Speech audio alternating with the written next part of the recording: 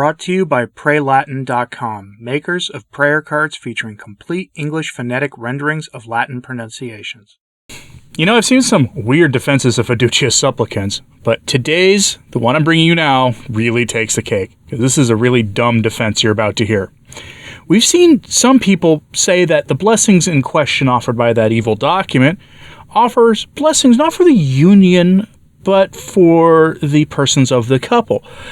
And even the couple itself, but not the union that makes them a couple. As if you could have a couple without that which, by definition, makes them a couple. I've seen others tell us with a straight face that the document clearly doesn't change the teachings of the church on the moral question at hand. So it's okay, despite the fact that it does change the practice of what the church actually teaches. And it puts that practice into direct contradiction with what the church has always taught. And that, ignoring the basic fact of life that if we persist in acting differently from what we profess to believe, we pretty much start believing what we practice anyway. It's one of the great dangers of persisting in sin that people don't often talk about. You go too long without confession, and you may never return to the confessional again simply because you will start believing that what you're doing is okay. That's not even just talking about the sin at hand. It's any sin you find yourself mired in. You spend too long away from the confessional, you may convince yourself that it's okay, that the church is either wrong, or that modern interpretations of church teaching are wrong, or that because whatever sin you're mired in is some kind of a habit, since it's sending you to the confessional over and over again, that it's okay because you're resisting it. You see where that leads people. But today's defense for Fiducia Supplicans is possibly the dumbest I've ever seen. So let's go right to it. Headline from Religion News. Capitalizing on his teachings on activities suitable to the married state, Pope Francis's critics shame themselves.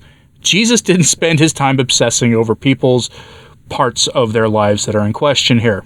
End sort of headline quote. I'm going to ask you a very basic question of life. Do you feel shame for resisting Fiducia Supplicans? I don't. If anything, the danger we have in resisting this is maybe feeling prideful, which is a sin, and we shouldn't do that. Okay? Instead, there's no shame in defending this. And I don't think anyone has shamed themselves either for logically defending the church's teaching on matters of the flesh and the family, since the two are inseparably linked together. You cannot separate the church's teachings on matters suitable to the married state or the parody of that, and name specifically the sin that cries out to heaven for justice that document is so focused on, without also talking about the family, because they cannot be separated from one another. Now, the author of this bizarre defense of Fiducia Supplicans is Pastor Tommy Reese of the Jesuit Church. He's a spiritual fellow traveler of the more famous Jesuit Protestant minister, Pastor Jimmy Martin of the Jesuit Church. Pastor Tommy begins his counterattack of those who defend the church's perennial teaching on such matters by reminding everyone that apparently the James Martin crowd had it pretty bad in America until about the 1970s, when people who had such inclinations tended to, hide them because society was, get this, society at the time thought that the sins in question that cry out to heaven for justice were a bad thing and not something to be celebrated, or even in some places, even tolerated. People in that situation kept that stuff close to the chest. If they lived in accordance to their sins, they didn't go around advertising it to people. I know, what a strange thing to live in a society that at least had some semblance for the respect for the law of God and a basic fear of God, even if that society was already pretty far gone down the moral slippery slope.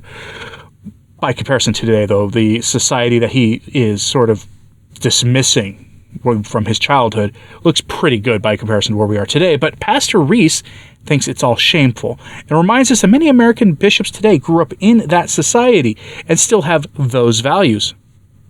I really wish that was true. If only that were true, they had those values still, because we've seen how they handle these sins. We've seen how they often are pushing the envelope of changing the church teaching in practice themselves. So if only they had those values themselves. But then Pastor Tommy hits us with this, quote, "Since the declaration allowing such blessings was announced December 18th, he says 12th, but it's 18th by the Dicastery for the Doctrine of the Faith, Cardinal Victor Manuel Fernandez, who heads the Dicastery, has been forced to defend its orthodoxy. But he also gave bishops like the Africans room to disagree. Quote, prudence and attention to ecclesial context and to the local culture could allow for different methods of application of the new blessing rule, he said. It would be progress if the church in Africa would oppose the making it not socially and legally okay to engage in such activities. It is shameful that some bishops there in Africa publicly support laws against the James Martin crowd. But the blessings in question was a bridge too far in Africa. Monday morning quarterbacks will correctly argue that the Vatican should have anticipated the African response, consulted more widely, and done a better job of rolling out the document.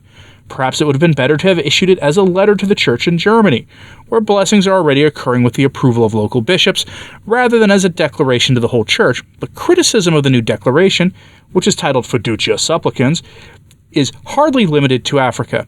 Even though the declaration clearly states that the blessing would be granted to the types in question, quote, without officially validating their status or changing in any way the church's perennial teaching on marriage, many Catholic conservatives in the West exploded in opposition to the document. The vitriolic response is shocking and against every traditional defense to papal authority and church unity that the hierarchy owes to the Pope. The last time that a large number of bishops publicly disagreed with the Pope was over the 1968 encyclical Humanae Vitae, which forbid artificial barriers for being fruitful and multiplying. Many bishops and theologians disagreed with Pope Paul VI, but these bishops expressed their views respectfully, unlike the bishops disagreeing with Francis, and urged couples to read the encyclical and then follow their consciences. End quote. Yeah, that's a pretty dumb defense. Pastor Tommy is here comparing Fiducia Supplicans to Humanae Vitae. Let's remind ourselves of something about Humanae Vitae. While that document was not perfect by any stretch of the imagination, as some theologians on moral questions will actually tell you when they do deep dives into the document, that document was possibly the best post-conciliar papal document for 40 years until Summorum Pontificum was issued. Humanae Vitae defended the faith. Fiducia Supplicans undermined it. When Pastor Tommy tells you that most Catholic women chose to follow their conscience and still do on the Humanae Vitae question, they are rejecting the moral authority of the Church to teach on such sensitive matters. Keep that in mind, because according to him, those of us opposed to the evil blessings authorized now are, you guessed it, the cafeteria Catholics that we have denounced ourselves in the past. Yeah, like I said, this is a really stupid argument, but you're going to see this argument all over the place soon. I guarantee it.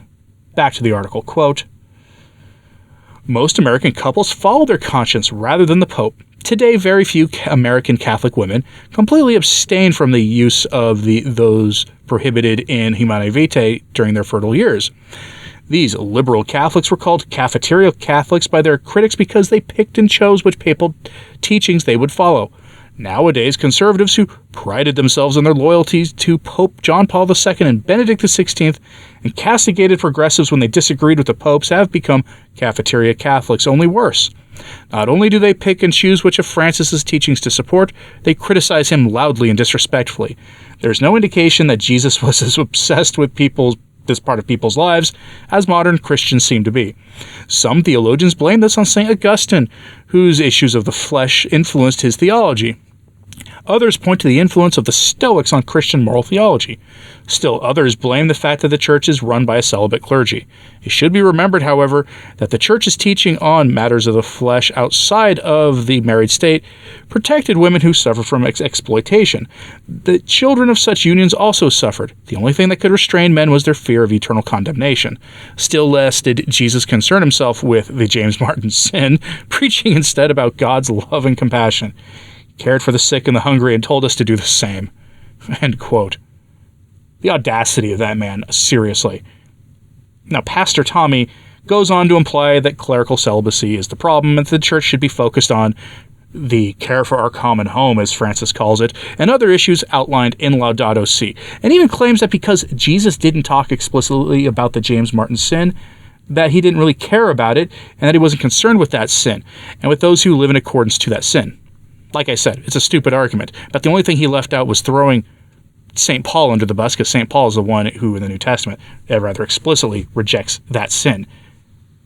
But his good friend, Pastor Jimmy Martin of the Jesuit Church, has publicly said St. Paul was wrong, meaning he himself has rejected the inerrancy of sacred scripture, which means that Pastor Jimmy Martin is a public heretic. When you deny the inerrancy of scripture and do so publicly, guess what? You've stepped into the realm of heresy. But like I said, Pastor Tommy's argument here is a stupid argument. And remember that this very basic axiom, we've all heard this before, sin darkens the intellect. Do you know what else is a sin? Heresy. Heresy is a sin. Heresy is in fact a mortal sin. When you reject the dogmas of the faith, it's a mortal sin. When you reject the moral teachings of the church, it's a mortal sin. He knows that because he didn't take the tack here of defending Fiducia Supplicans on its orthodoxy by saying it didn't change what the church teaches. He spent a little time on that, but he didn't make that his focus. He made the actual rejection of Francis's push and his authority here his focus, and focused on mercy. If he had focused instead on the tired claim that most people don't actually believe, really, that the document doesn't change the church's teaching on the matter at hand, that would have been a smarter defense for him. But that's clearly not what he's talking about. He's saying that church leadership has, for many, many decades, maybe millennia, been too focused on things that Jesus didn't care about. That's his claim. And that because we reject the authority of the Pope, we are cafeteria Catholics. Says the cafeteria Catholic. So I'm curious, are you surprised by this? Let me know in the comments if any of this surprises you, coming from Pastor Tommy Reese of the Jesuit Church. I really do wish the Jesuits would get their house in order. Word is from my own contacts within the Jesuits that the seminaries there are much more conservative than they've been in a very long time, and that the rectors of said seminaries are very concerned about the rigidity of the young, up-and-coming future Jesuits. Take that as your good news to end this video on. But let me know what you think about this story in general. Are you surprised by Pastor Tommy Reese and the way he took this? Are you surprised that we are cafeteria Catholics now, according to these people, because we want the same faith and the same moral teachings that the church has always taught, really, going back millennia? Let me know in the comments, please, and hit like and subscribe if you haven't. It does help. So to sharing this on social media, that helps enormously too. And as always, pray for the church. I'm Anthony Stine. Ave Maria.